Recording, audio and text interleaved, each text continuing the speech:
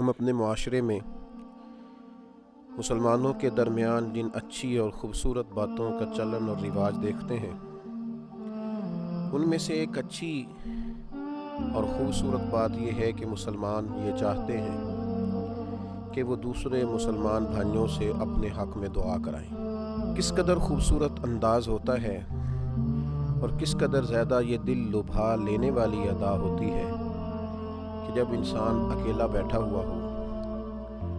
اللہ کی بارگاہ میں حاضر ہو، اللہ کی حمد کرے، نبی رحمت صلی اللہ علیہ وسلم کی عالی مرتبت بارگاہ میں درود و سلام کا نذرانہ عرض کرے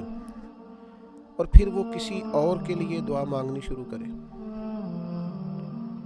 وہ اپنے کسی مسلمان بھائی کے لیے اللہ کی بارگاہ سے رحمت کا سوالی بن جائے، وہ ہاتھ اٹھا کے ایسے کسی شخص کے لیے جس سے اس کا کوئی لالچ کا رشتہ بھی نہیں ہے، برادری، قبیلہ اور نسبی تعلق بھی نہیں ہے، لیکن وہ اپنی عبادتوں کے بعد اس کے لیے دعا مانگ رہا ہے، رات کی تنہائیوں میں اس کے لیے دعا مانگ رہا ہے۔ اللہ تبارک و تعالیٰ نے اسے موقع دیا ہے، وہ بیت اللہ شریف میں حاضر ہے، مسجد نبوی شریف صلی اللہ تعالیٰ علیہ وسلم کی پرفضا ٹھنڈی اور خوبصورت راتیں اسے میسر ہیں، اور اتنی عظیم الشان جگہ پر جب وہ ہاتھ اٹھائے تو وہ کسی اور کے لیے دعا مانگے۔ کس قدر سعادت افروز اور کس قدر رقت آمیز لمحہ ہوتا ہے جب انسان کسی اور کے لیے دعا مانگتا ہے۔ اولاد کے لیے ماں باپ کی دعا مانگنا یہ بھی بڑا معنی رکھتا ہے، شاگردوں کے لیے استاذ کا دعا مانگنا یہ بھی بڑا معنی رکھتا ہے۔ اور میرے بزرگ تو فرماتے کہ شیخ اگر مخلص ہو نا، اور اگر وہ راہ سلوک میں اپنے سالکین کو چلا رہا ہو اور اخلاص کے ساتھ ان کی تربیت کر رہا ہو، اور مرشد اگر صحیح معنوں میں مشفق اور مہربان ہو، تو وہ تو جب تنہائی میں دعا کرتا ہے تو مریدین کے لیے پہلے کرتا ہے اور اپنی اولاد کے لیے بعد میں کرتا ہے۔ اللہ کے حضور جب کرم مانگتا ہے تو پہلے ان لوگوں کے لیے مانگتا ہے جو اس سے دین سیکھ رہے ہیں، اس کے بعد وہ ہاتھ اٹھاتا ہے اپنی اولاد کے لیے۔ تو کسی اور کے لیے دعا مانگنا، ایک تو وہ شخص کتنا سعادت مند ہے کہ جسے کسی نے یاد رکھا ہے تو دعا میں ہی یاد رکھا ہے، اسے وہ شخص اس موقع پر یاد آیا ہے جب وہ بندہ رجوع اللہ کر رہا تھا، اللہ کے حضور حاضر تھا۔ دعا عبادت کا مغز بھی ہے، اور دعا اتنی بڑی سعادت ہے کہ انسان اللہ کے حضور حاضر ہے۔ تو وہ شخص کتنا نصیب والا ہے جو آپ کی دعاؤں میں آپ کو یاد آ گیا اور آپ نے اللہ کی بارگاہ میں عرض کر دیا ہے کہ مالک اس پہ کرم فرما۔ اور پھر یہ شخص کتنا بڑا ہے، کتنا مخلص ہے، اور اپنے سینے میں کتنا کو درد رکھتا ہے دوسروں کے لیے کہ یہ کسی اور کے لیے دعا مانگ رہا، اللہ کی بارگاہ میں عرض کر لیا، یا اللہ فلاں کو عطا فرما۔ یہ بھی ایک حسن ہے میرے دین کا، یہ بھی ایک روحانیت ہے کتاب و سنت میں، یہ بھی ایک عنوان ہے، یہ بھی ایک ادا ہے اللہ والوں کی، یہ بھی ایک کمال ہے رب کے بندوں کا۔ قرآن مجید کی سورہ حشر، اللہ تبارک و تعالیٰ نے اہل ایمان کا ایک طریقہ اور مسلمانوں اور اپنے حبیب کے ماننے والوں کی ایک عظمت کو، ان کی ادا کو اس طرح بھی بیان فرمایا۔ والذین جاءوا من بعدہم، فرمایا وہ جو ان کے بعد آئے، یقولون، وہ اللہ کی بارگاہ میں عرض کرتے ہیں، وہ کہتے ہیں، ربنا اغفر لنا ولاخواننا الذین سبقونا بالایمان۔ وہ جو ان کے بعد آئے وہ عرض کرتے ہیں، وہ کہتے ہیں، اے ہمارے رب ہمیں بھی بخش دے اور ہمارے ان بھائیوں کو بھی بخش دے جو ہم سے پہلے ایمان لائے۔ وہ اپنے ان بھائیوں کے لیے دعا کرتے ہیں۔ پھر دیکھیے قرآن مجید کا انداز محبت، اللہ تعالیٰ کو ان بندوں کی یہ ادا اتنی پسند ہے، دوسروں کے لیے دعا مانگنا، کہ اہل ایمان کی اس ادا کو اللہ نے قرآن میں بیان کیا۔ فرمایا والذین جاءوا من بعدہم، وہ جو ان کے بعد آئے، یقولون ربنا اغفر لنا ولاخواننا الذین سبقونا بالایمان، وہ عرض کرتے ہیں، ہمارے رب ہمیں بھی بخش دے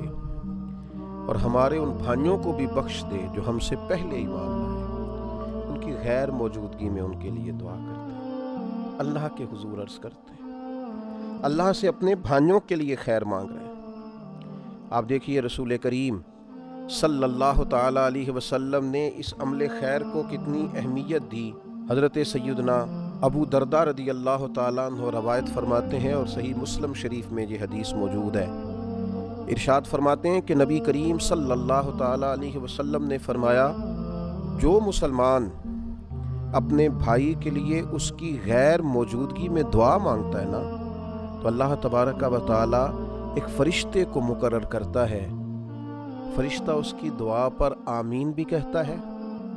اور یہ بھی کہتا ہے کہ اللہ تعالیٰ تجھے بھی اس کی مثل عطا کرے جو تو نے اپنے بھائی کے لیے مانگا ہے، اللہ تجھے بھی وہ سارا کچھ عطا کرے، اللہ تعالیٰ تجھے بھی وہ دے،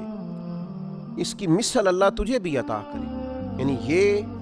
اپنے بھائی کے لیے اللہ سے مانگ رہا ہے، اور اللہ تعالیٰ نے فرشتہ پیدا کر دیا ہے جو وہی چیز اس کے لیے اللہ تعالیٰ سے مانگ رہا ہے۔ کتنا اچھا اللہ تعالیٰ نے اسے انعام دیا، کس قدر زیادہ اللہ تعالیٰ نے بہترین بندوبست فرمایا اس بندے کے لیے جو مالک کی بارگاہ میں عرض کرتا ہے۔ پھر آپ دیکھیے، جب ہم اپنے مسلمان بھائی کے لیے دعا مانگیں گے تو ہمارے دل سے اس کا کینہ بھی نکل جائے گا،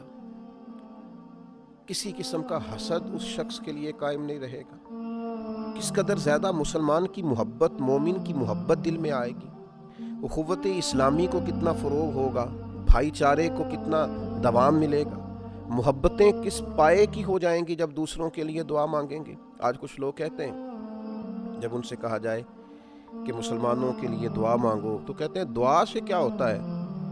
وہ بھائی عمل بھی ضرور کرنا چاہیے،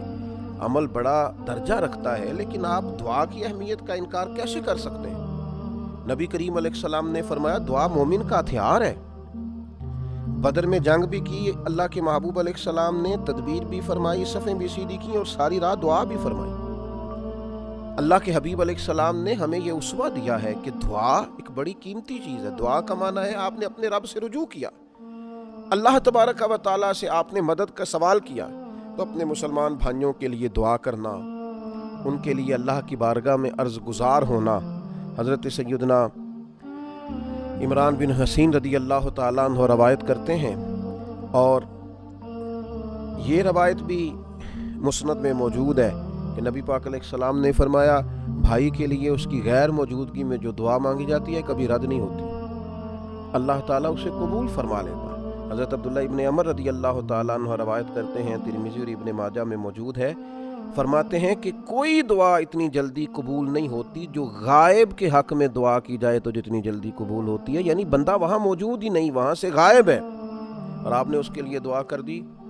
تو سب سے پہلے یہ دعا ہے جو اللہ کی بارگاہ میں قبول کی جاتی ہے۔ اور یہ میں پہلے کہہ چکا ہوں کہ جب اس کے لیے دعا کی جاتی ہے تو حبیب علیہ السلام نے فرمایا فرشتہ کہتا ہے یا اللہ اسے بھی اسی کی مثل عطا فرما، تجھے بھی اسی کی مثل ملے، فرشتہ کہہ رہا ہوتا ہے۔ یہ ایک بڑا اپنی روحانیت کو مضبوط کرنے والا کام ہے۔ ماہ رمضان ہے، خوبصورت گھڑیاں ہیں، یہ عمل کر کے تو دیکھیں، بڑا مانگا اپنے لیے، کچھ تھوڑا اللہ کی بارگاہ سے دوسروں کے لیے مانگے، بقدر کفایت رزق مانگے، دوسروں کے لیے عافیت مانگے، صحت مانگے، اللہ کی بارگاہ میں اپنے لیے روز ہاتھ اٹھائے،